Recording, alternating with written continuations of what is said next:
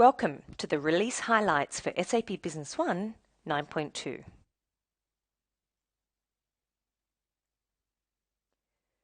With SAP Business One 9.2, you can run your business simply, anytime, anywhere. Introducing SAP Business One Browser Access, simple remote access for on-premise customers, ultimately lowering the overall total cost of ownership. By accelerating transition to the cloud, we have opened up to new market segments. Differentiate your business with SAP Business One 9.2, version for SAP HANA, and leverage our SAP HANA-based innovations. We have extended SAP Business One with new business processes, such as project management, and continue to round out existing processes and evolve to meet ongoing legal requirements. We've kept SAP Business One simple, from simple remote access, simple lifecycle management, and a simplified infrastructure and landscape environment, making SAP Business One 9.2 easier and more cost-effective to use than ever before. So what's on the agenda? We have a number of key highlights which will be covered in more detail in the coming slides. From enhanced administration topics, financial management, and introducing our new project management module, and updates to sales, purchasing and service. SAP Business One 9.2 version for SAP HANA include powerful business intelligence tools we will also share with you. We have also rounded out a number of business processes under inventory and distribution, MRP and production, and simplified and optimized the lifecycle management of SAP Business One. Last but certainly not least, we will introduce browser access and key extensibility enhancements.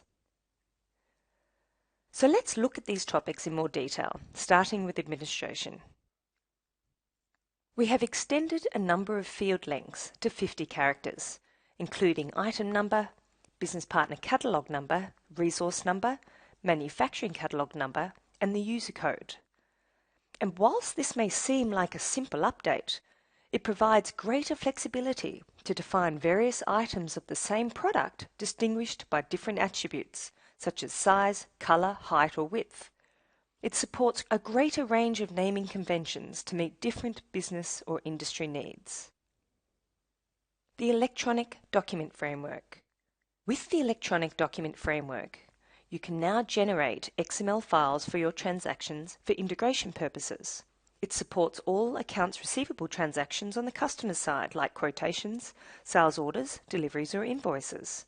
The Electronic Document Framework can easily be set up, and in combination with an integration solution, such as the integration framework of SAP Business One, you can implement an electronic data exchange scenario. This now provides a simple approach to generate an XML output for your business and an easy way to set up an electronic data exchange and integration with your customers. Quick Copy. This simple but effective tool for copying data between data sources supports a number of new data categories, from user group authorizations through to non-Fiori style cockpit and dashboards, making it more powerful and flexible to use. Data ownership functionality in previous releases only supported marketing documents. We have extended data ownership management to include business partner master data, allowing the ability to restrict access to business partner master data and the creation of documents relating to corresponding business partners. You can now restrict access and visibility of specific business partner master data for specific users. Data ownership can also be bypassed by granting access as owner to the entire company. In addition, explicit restrictions can be made or excluded for system reports and many other SAP Business One windows, including marketing documents. So this feature delivers an additional layer of authorization and security and enhances usability, as only relevant data is considered and safeguards company information against data theft. Currently, in SAP Business One, if you want to send an email which is triggered by an alert, the SAP Business One client needs to be running, or no alert is triggered. With Release 9.2, A new service layer has been implemented on the server side with a new job service, which will now allow alerts to trigger emails independent of the Business One client at any time. A predefined SAP Business One user called Alert Service will be used by default to send internal messages or trigger the SAP Business One mailer to send email. So now you have the ability to receive alerts anytime, whenever they occur to meet your business demands. The Relationship Map feature is now available for the Human Resources module, representing employee master data. You can now view your employees in a hierarchy structure, as an organizational chart, or broken down into teams and roles. So now you can more easily visualize human resources related data, and it provides a visual overview of employees, teams, their positions, and your company organization.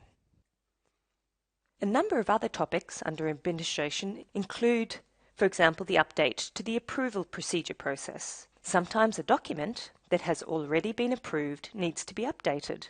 If the user requires approval to update the document, the approval process will now be initiated again to approve any changes made prior to adding the document to the system. Import from Excel now supports the following data types from Microsoft Excel into SAP Business One. It supports price lists and business partner catalog numbers. You can now use the Enter key on the numeric keypad as the Tab key to move between fields in Business One for faster data entry. The license mechanism has also been updated. It now prevents users from logging into the same company with the same user code, which is already logged in for indirect users and browser access. You can either cancel your logon or confirm your logon, which will lock out the other user using the same user account. The license server, based on HTTPS, is now fully integrated into the system landscape directory. And what this means is there's no additional license file required on further servers, which will now support a high availability landscape environment. We have a number of key topics to highlight under financial management. We have now aligned postings of journal entries with marketing documents. So rows with the same journal ledger accounts are not grouped in a journal entry. One row in a journal entry is now linked to one row in a marketing document, adding a visible reference for users. This provides an unambiguous reference to document rows from journal entry rows. It also provides the basis for more detailed reporting. There are also a number of IFRS enhancements that are implemented to support revenue recognition at point of sale when the buyer takes over the ownership of goods. Revenue can be recognised if it is relatively certain that a company will receive payment for the goods sold. We've now activated matching principal standards for correct revenue recognition. We've also maximised the number of chart of account levels up to 10 levels, and all of these levels can be used for posting. You also have the ability to rename your chart of account drawers, and these will be reflected across the system and all your reports. Enabling matching principles allows correct revenue recognition in order to comply with standard accounting principles. For example, it supports a business case if sold goods are delivered at the end of a period and invoiced at the beginning of the next period. And enhancements to the chart of accounts provides greater flexibility to create chart of accounts according to relevant business needs. Fixed assets in version 9.2 introduces the virtual fixed asset concept. When a company purchases identical assets in large quantities, this functionality can be used to automatically create fixed asset master data records for each of the asset. Serial number enforcement has also been enabled to save time and effort. This will promote fast processing of large quantities of fixed assets that share the same properties. A new authorization has been added for better control over checks for payment. When creating checks for payment manually, the Create Journal Entry field is checked automatically, and only authorized users can uncheck this. This will avoid any fraud in relation to misusing outgoing checks and provide greater control over user authorizations to create, print, update, and also design check layouts.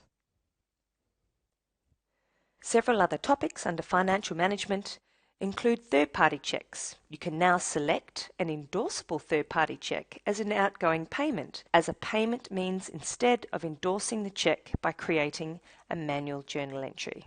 There have been a number of updates to posting schemas for manufacturing. You can now choose between two posting schemas for manufacturing: accounting with balance sheet accounts only, or accounting with balance sheet accounts and profit and loss accounts. With business partner opening balances, you can now define the control account used for posting opening balance transactions for each business partner. And lastly, SAP Business One 9.2 version for SAP HANA has enhanced its external reconciliation feature for optimized performance. Let me now introduce you to the new project management capabilities in SAP Business One Release 9.2. Project information in SAP Business One was limited to financial data. To complement SAP Business One's existing project-based features, we have rolled out additional project management functionality, now combined into one solution. We have centralized all project-related transactions, documents, resources and activities, making it much easier to track and manage the different tasks, stages or phases of a project from start to finish. Centralization of project data allows you to more easily analyze budgets and costs and generate reports relating to all aspects of your projects, providing greater transparency and thus making better informed decisions. Let's now move on to sales, purchasing and service updates. In previous releases, users could decide whether to reopen an item quantity in the original document or not when creating a return, a goods return, or a credit memo. This behavior has simply been extended to support scenarios where a user copies an order to a reserve invoice and then credits it. Users can now decide whether to reopen the item quantity in the original document, and it supports real business scenarios. Campaign management. You can now create and manage campaigns for vendors under campaign management. This provides another channel of communication with your vendors for any newsletter or email type campaigns. It can also be used to tender purchase quotations to multiple vendors for specific products, for example. You can also run saved or existing campaigns repeatedly without having to create a new campaign, which should save time and effort for campaigns that are run on a regular basis. The service module has been extended in Release 9.2 to support vendors. So now you can leverage the service module for vendor-related service requirements. Also, the business partner details are now visible from the service call window, capturing relevant business partner information, enabling better efficiency and service call planning. And finally, SAP Business One 9.2 now provides you with the option to define a freight amount that includes tax according to your business requirements. I would now like to share with you a number of key tools for effective business intelligence in SAP Business One 9.2 version for SAP HANA. HANA model content has been enhanced, including new semantic layers. New HANA views for opportunities, sales quotations, sales analysis, purchase analysis, and inventory have been introduced. These views can now be used to analyze your business and create additional dashboards and KPIs. In addition, 6 new predefined KPIs have been delivered and can be used out of the box. The pervasive dashboard has also been enhanced. Using the Pervasive Analytics Designer, you can now slice corresponding measure values from one axis in comparison to the existing dimension that slices corresponding measure values from the other axis. Also, in dashboards with one date type dimension, you can now use the new function of a time slider for a clearer view of trends. The pervasive dashboard now supports more calculation types, such as cumulative sum, minimum, maximum, and count. And these new options will allow you to build more powerful dashboards to better analyze your data. The Interactive Analysis Report Designer is a Microsoft Excel-based analytics and reporting tool based on a Microsoft Excel plugin and utilizes SAP Business One HANA views as data sources. It gives users more flexibility to manipulate reports in Excel, providing a view for better decision-making outcomes. Intelligent Forecast is a new tool which utilizes the power of SAP HANA to calculate future demand. It uses algorithms of the SAP HANA Predictive Analysis Library to forecast demands incorporating trends and seasonal factors. So now you can manually adjust outliers and use hindcast to find the best forecast. The forecast result can then be used later to optimize an MRP run. Intelligent Forecast ultimately allows you to make better decisions as a result of flexible forecasting and do what-if type analysis. Highlights under Inventory and Distribution include the following. A Prices Update Wizard. Maintaining price updates has become much simpler and easier using the new Prices Update Wizard. It allows you to update item prices and price lists efficiently and in bulk. You can even convert prices into other currencies. A new simulation mode shows you all of the suggested changes before you decide to commit and execute the update. This price list update wizard can save a lot of time if your company needs frequent pricing updates across a large number of items and price lists.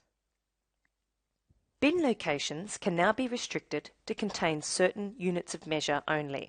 So for each bin location, you can now define whether to allow only a specific unit of measure, a specific unit of measure group, or a single unit of measure, or a single unit of measure group. And once a restriction has been defined, the transaction to post goods will offer only allowed bin locations to the user to choose from. Unit of measure restriction and bin locations help companies to utilize their storage more efficiently.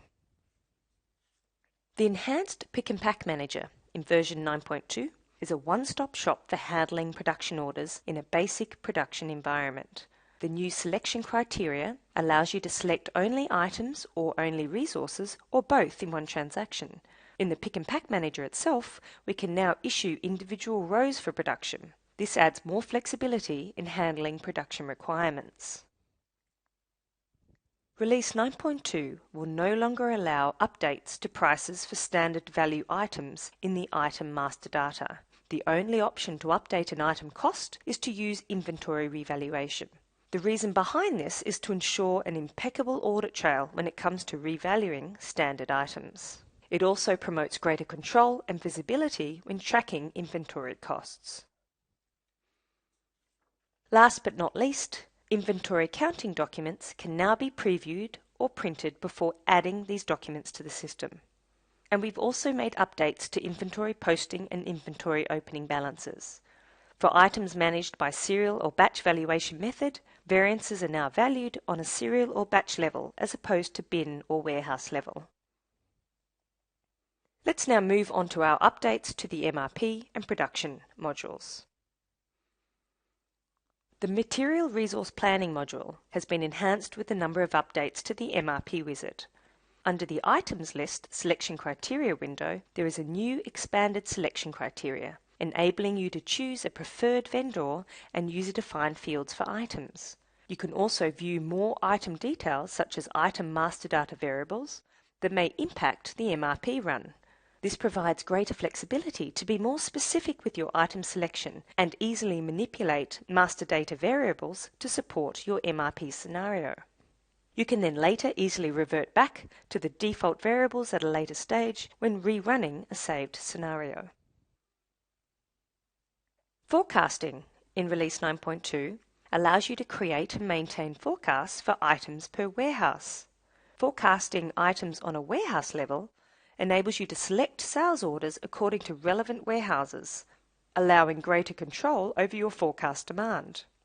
You also now have the ability to select multiple rows, which now makes it easy to delete row items or manage the increase or decrease of your forecast percentage across multiple item rows as well. Production standard cost.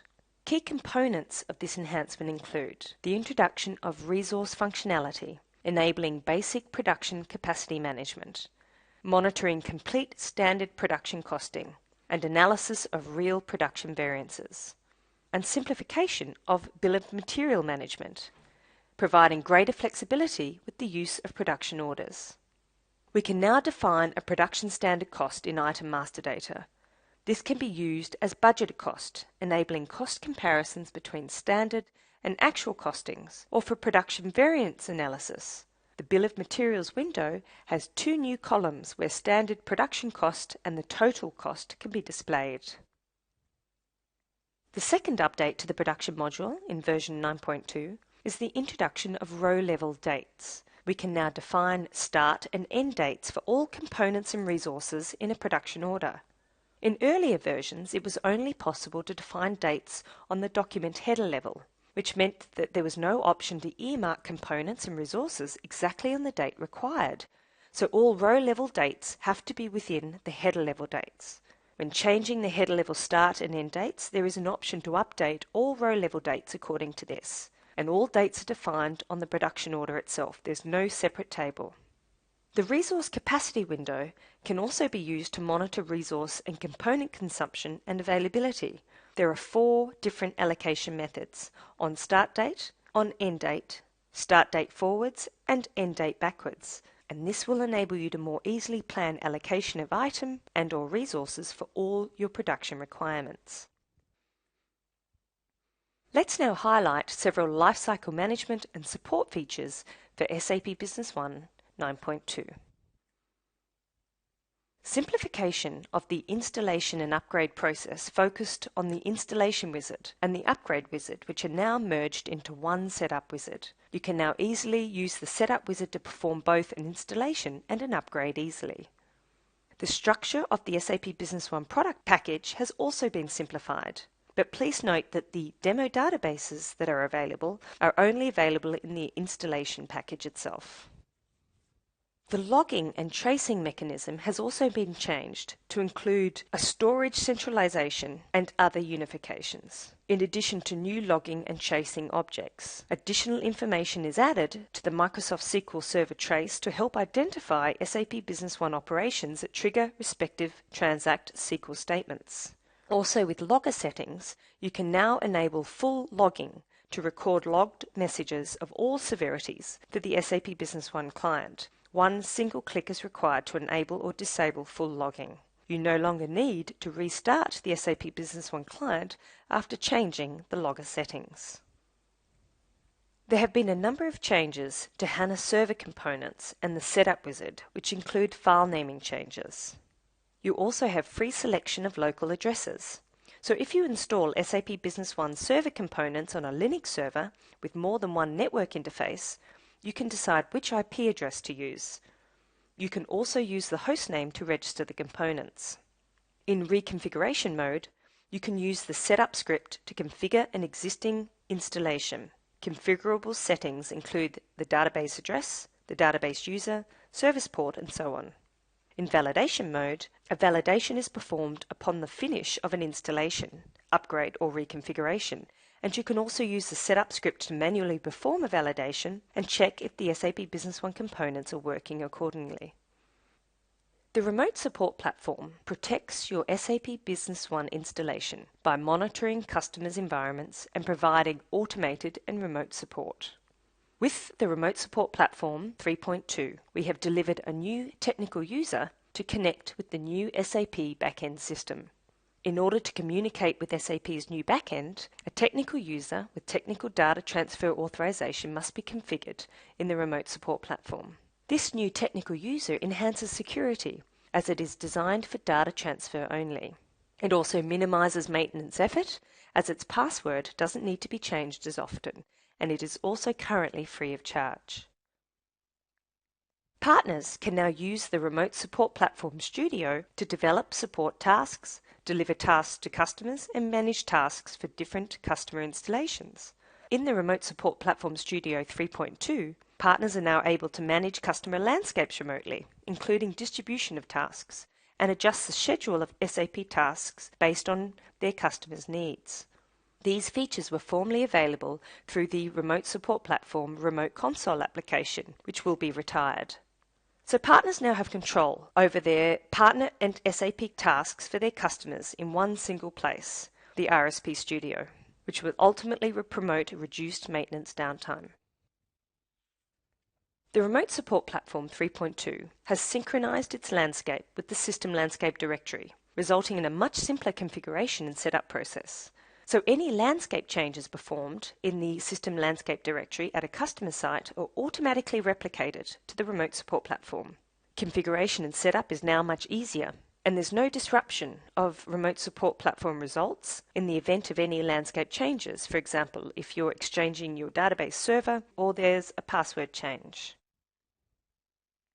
The Remote Support Platform 3.2 now supports healing tasks for SAP HANA databases and the ability to schedule and backup instances of SAP HANA databases. So SAP HANA databases can leverage the healing tasks delivered from the Remote Support Platform 3.2 to resolve any potential issues easily. And scheduling regular backups of the SAP HANA database and deleting old backups automatically saves maintenance time and ultimately provides a higher level of automation. We now have a new on-premise support user.